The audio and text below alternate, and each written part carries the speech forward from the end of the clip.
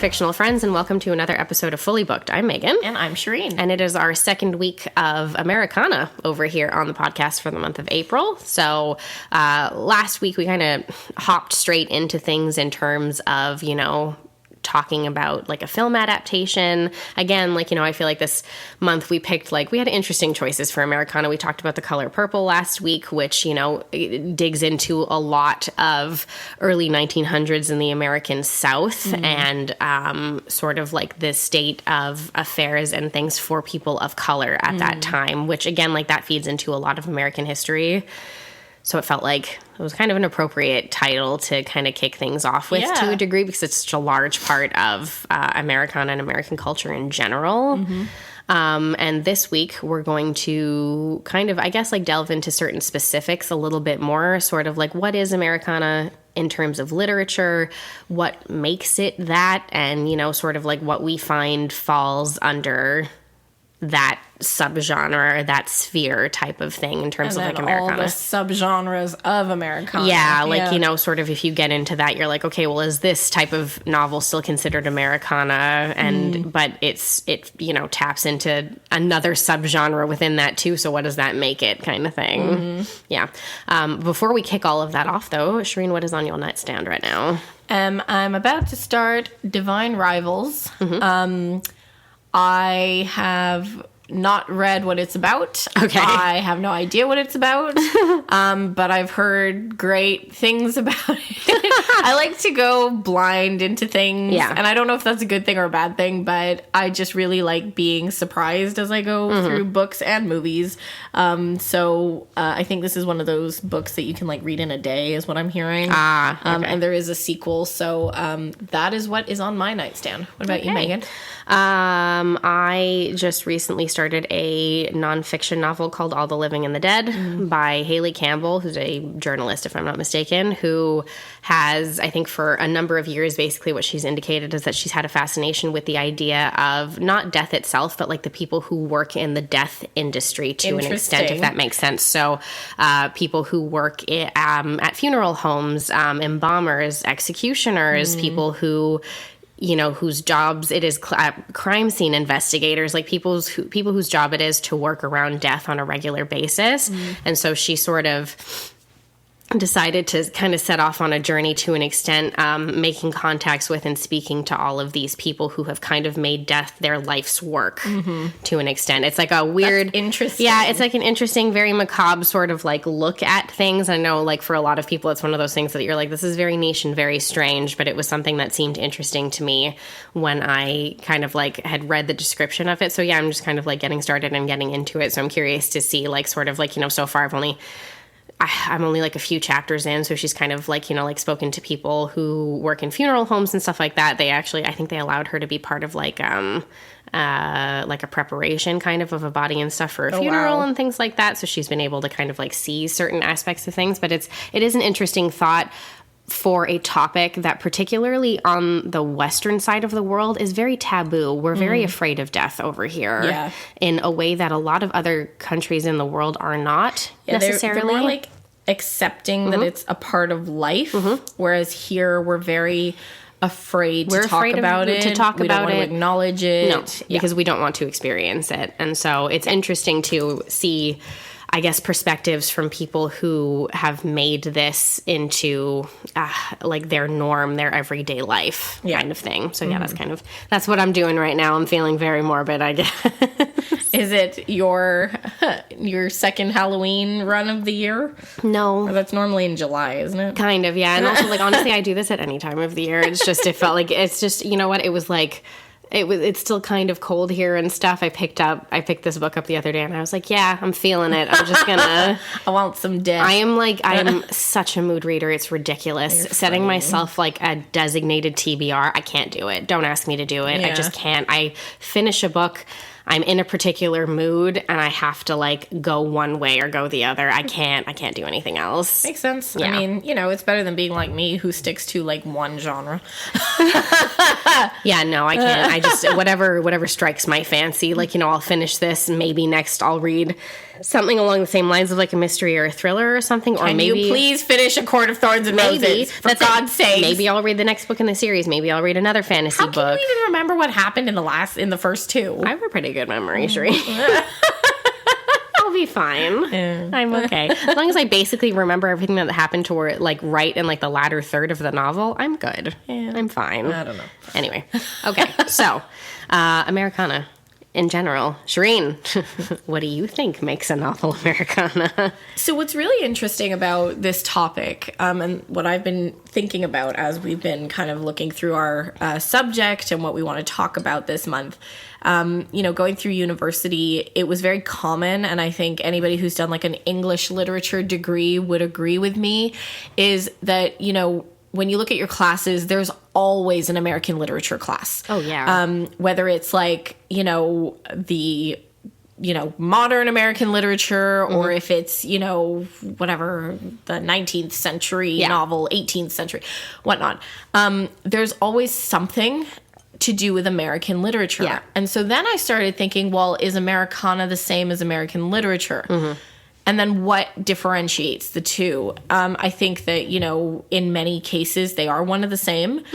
Americana can also be described more as, something with like more of a nostalgia feel, something based in a memory, a longing, based in nature, in, the oppressed trying to overcome issues.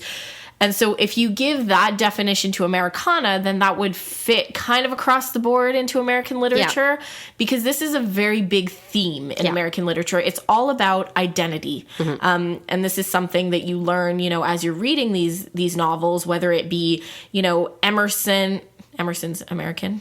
I think Yes. so. I believe so. Yeah. Or you're reading, what's his name, who did... I'm thinking of Sleepy Hollow. Who wrote that one? Washington Irving. Irving. They wrote of, and again, now I'm wondering, is Emerson American? Hang on, I gotta check this. He's an American. Okay, yes, he's okay. So both of you were fine. You were on like a good roll with it too. When you look at writers like Emerson, Irving, a lot of their commentary is about the American landscape and how beautiful it is, because it was new when they were writing, and then as you progress, then you start learning more about the social aspects of American, history and their surroundings. And so, when I'm thinking of Americana, this is where I'm trying to differentiate the two. And I think it comes in, as we mentioned, with that subgenre-ing earlier. Yeah. Because as we were looking through different lists of books and stuff, what fits into Americana, some books popped up like Fahrenheit 451. The Handmaid's Tale. The Handmaid's Tale. I mean, Margaret Atwood's Canadian, but, it takes place in America. However, the novel takes place in America. Yes, yeah. And so, when you look at, a dystopian subgenre of Americana, I don't think that it quite fits the bill, because, it's more of a memory or a nostalgia factor that needs to go into it. Yes, and by memory nostalgia, a lot of the time, much of it, yes, it will trigger some sort of a memory for you or nostalgia, but also for the characters in the novel as well. Exactly. Oftentimes. It's really interesting. I guess this is a really timely thing for us to be talking about right now, because I'm also thinking, so just context, at the time that we're recording this, last night we went to an art exhibit. Oh, yes. Close to home, basically. We went into the city and went to an art exhibit because there was an art exhibit being displayed that was showcasing a lot of Georgia O'Keeffe's work. And very Americana. Yeah, Georgia O'Keeffe really says, she just screams Americana to me. The woman herself, all of the portraits and stuff that we saw, but also all of the work on the stylization and everything to about her work and the types of materials that she used and the types of portraits that she the types of things that she painted and that she focused on.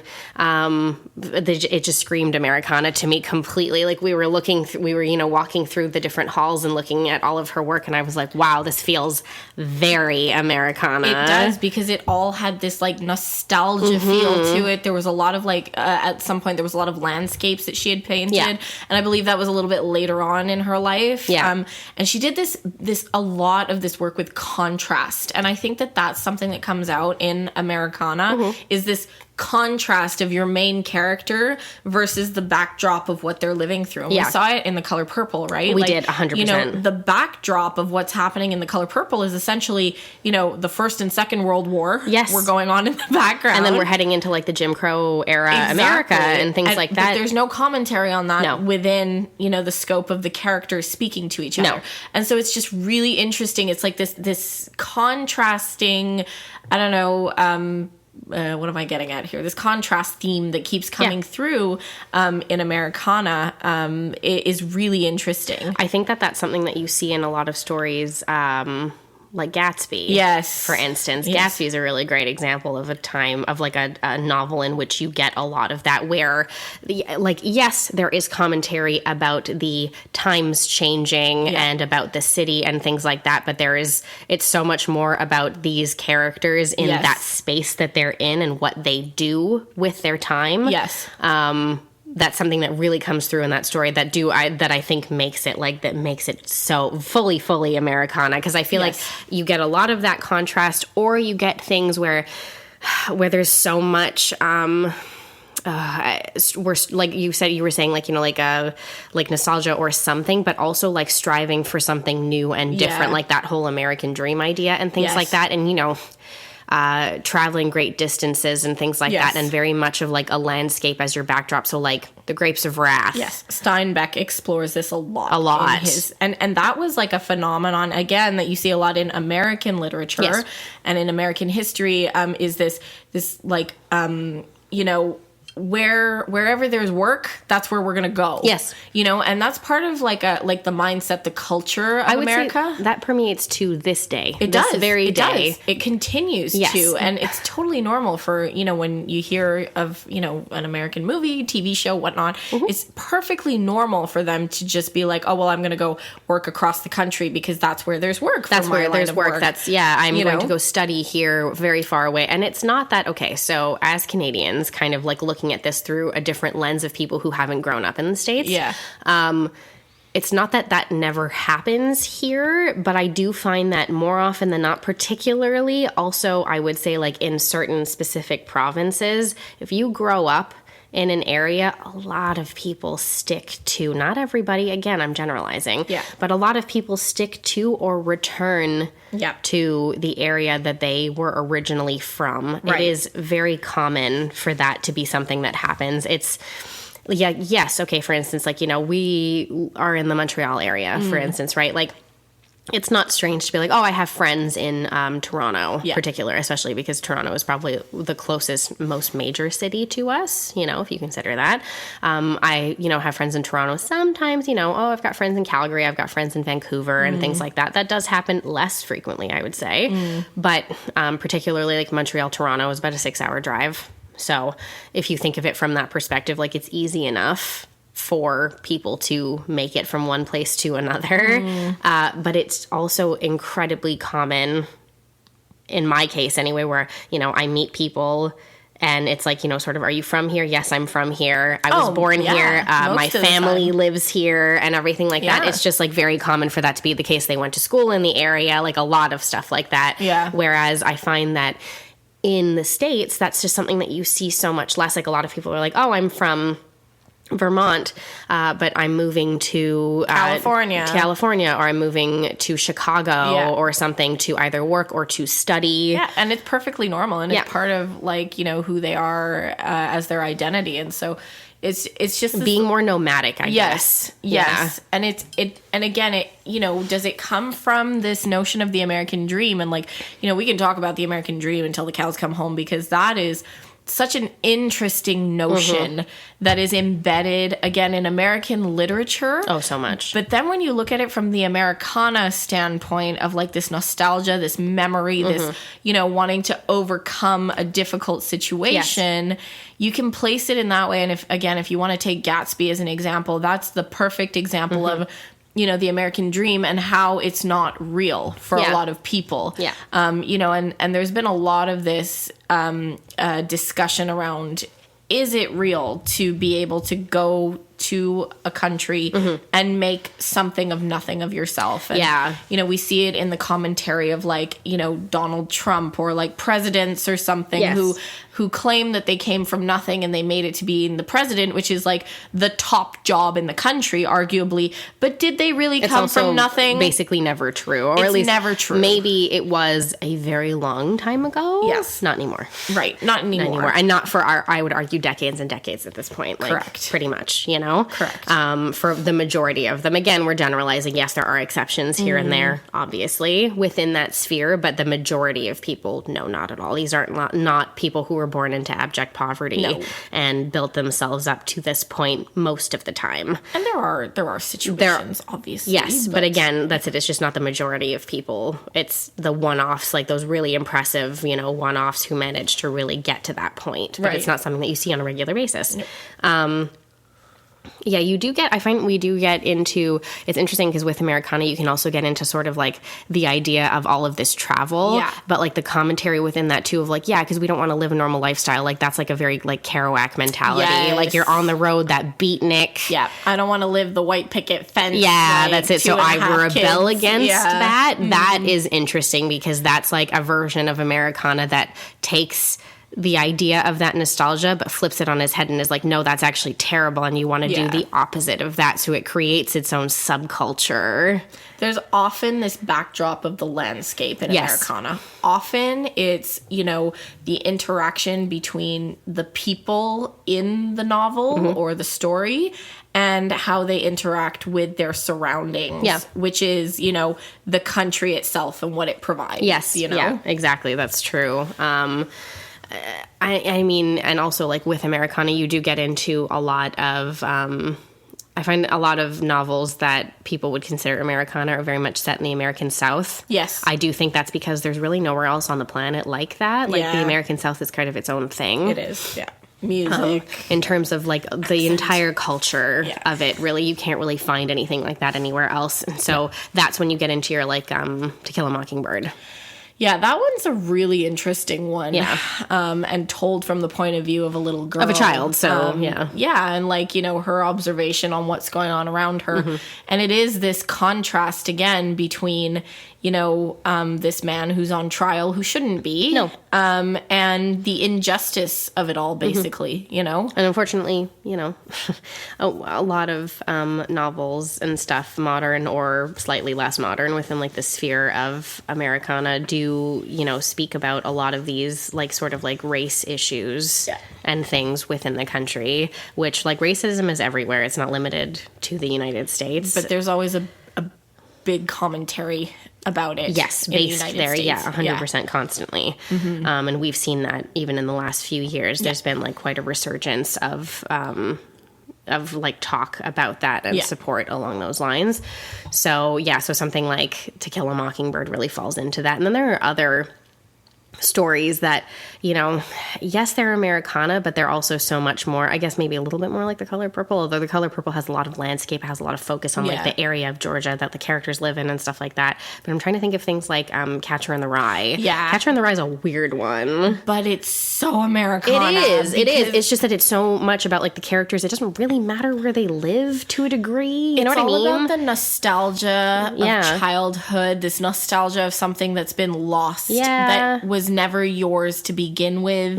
You know, like, because, and that's Holden Caulfield all over, right? Yeah. He wants to catch the children and protect them from Yeah. from adulthood and from like all the crap that comes with being an adult and, you know, becoming a phony as soon as you become an adult, Yeah. you know? So for him, it's all about like this memory, this nostalgia, and this like wanting to protect from the reality. And, you know, you could contrast that or compare that to this, again, this lie of the American dream, Right. you know, like it's, you know, when you're young, when you want the dream, you think that it's possible, and then you realize that it's a lie. It's not true, you know? And it's not really something that you can achieve. Yeah, exactly. Yeah, it's true. No, it's really interesting to see, like, you start looking, you're like, oh, this is Americana, this is Americana, this is Americana, and you have, you can hop back and forth so much. Yes. You know, because there are some things that's it. It's like I say the name of the novel and you're immediately like, yep, like obviously, yes, like The-Great-Gatsby, The Grapes of Wrath, of Mice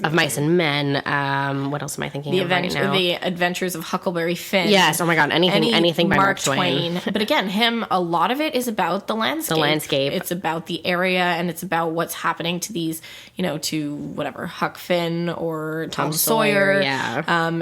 Based on like their surroundings. Yes.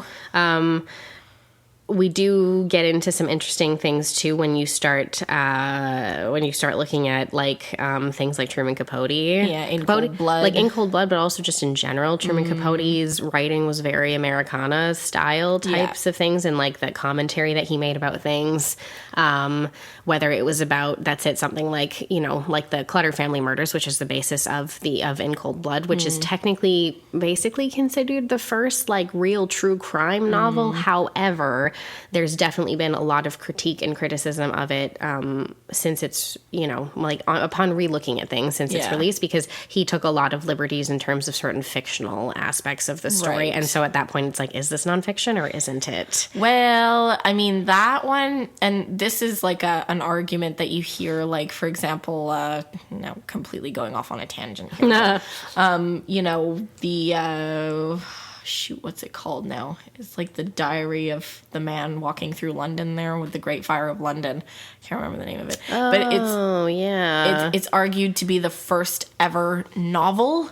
And it's just because it's a man's memory, but it's not actually a memory because he filled it with, like, he had to supplement a lot of it with, kind of coming up with fictional things. Yeah. And so then it's like, is it fiction or nonfiction, And so I think that's just like liberties that a lot of authors take. Yeah, that's true. That is an interesting kind of, that's an interesting kind of thing. Anyway, it's like, what does it mean? Yeah. Of Mice and Men. I always forget about Of Mice and Men, but it's true that it really falls into that sphere. And again, that's a really good example of like, we go where the work is type of thing too, right? Like, what do we, what do we do? We just follow it wherever we need to.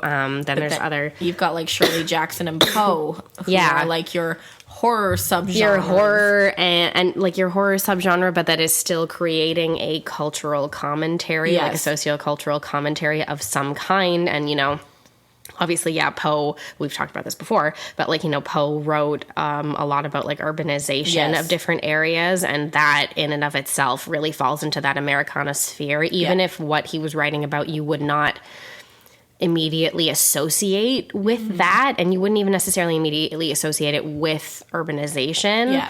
However, a lot of what he was writing about did have to do with like these cities sort of becoming what they were, and all of the people moving to these places for the work, and what that meant, took away from the land. Yeah, and what that meant for the people who were doing this in the first place, and how they did or did not adjust to that at all. And like for Poe, in many of his works, it was this like,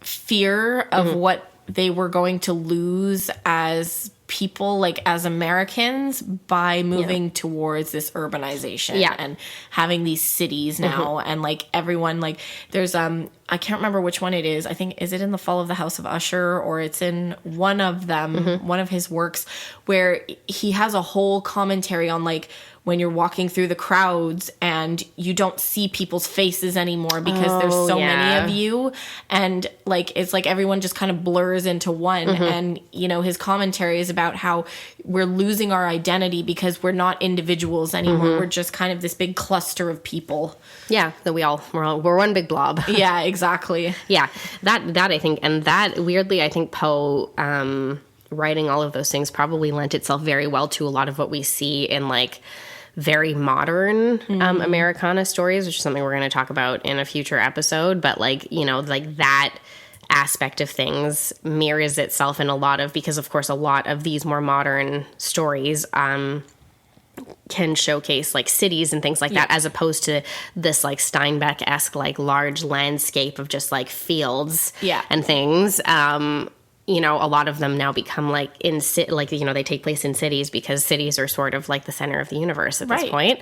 So it's what we see the majority of the time now. So a lot of these more modern novels do that. And I think that they probably build on that commentary of, you know, everybody just becomes one person after a while. Like, I don't matter. I'm, you know, we're definitely going to talk about this in a future episode, but like, no one can tell me apart from anyone else kind of thing. Like, you know, because it's just like everyone's the same. Everyone does the same thing day in and day out. Yeah. So, yeah. It's a really interesting subgenre to look into. And then, that's it. You sort of start asking yourself, like, what else does qualify as Americana? Like, you know, does this thing, does that thing kind of thing? Like, does certain stuff qualify as Americana that, like, you know, you're adding like even another aspect to, like, I don't know, like urban fantasy or something where it's like fantasy, but fantasies that really take place in like a real city setting, for instance, you know, or where there happens to be like a supernatural goings on, but it's very set in a particular like place that actually, especially a place that actually exists, like a city or a town or whatever that actually exists. Does that make it more like Americana? Yeah, it's interesting. Like, I would argue that there's a lot of like H.P. Lovecraft stuff that's very Americana. Well, this is it. Like, I think that as soon as you add in the nostalgia, the memories, the, you know, I think as soon as you add in that flavor, then you're looking at Americana. And I also think that it's important to remember the American poets that very much fall under Americana, like Robert Frost. There's another one, which I can't remember to save my life right now. Anyway, there's a whole bunch of American authors who are just poets who are fantastic. And they also write pieces that really showcase, and I would argue almost like laid the foundation of this notion of, like, you know, memories, nostalgia. They created the poems, and then, you know, there are books that kind of go with that flavor as well. And so it's really interesting if you take a moment to look at poetry, because it's shorter, because it's so impactful and powerful in terms of words. Poetry almost sometimes can set like the tone and the new genre on a track. Yeah, to a degree. Because it's like, you know, you'd say that's it. Like you're saying, like kind of shorter and more to the point. Than a full-size novel itself. So it can kind of kick off certain aspects of genres that, you know, become staples of that genre when they begin to show themselves like a lot more in terms of like novels, like full-size novels that are being published. Exactly. But anyway, Americana is just like an interesting one to dig into. So I think we're looking forward to kind of like touching on a lot of that for the rest of the month. But what do you guys think sort of classifies a novel as Americana or a piece of literature as Americana? Like, are there specific criteria that it has to reach? Is it just like a feeling that you have maybe when you're reading the novel, like whatever it is? You can let us know about that over on Instagram, TikTok, and Threads at FullyBookedCA. And you can also check out our Facebook group at facebook.com/groups/book was way better. But until next week, guys, keep on reading. Thanks, everyone.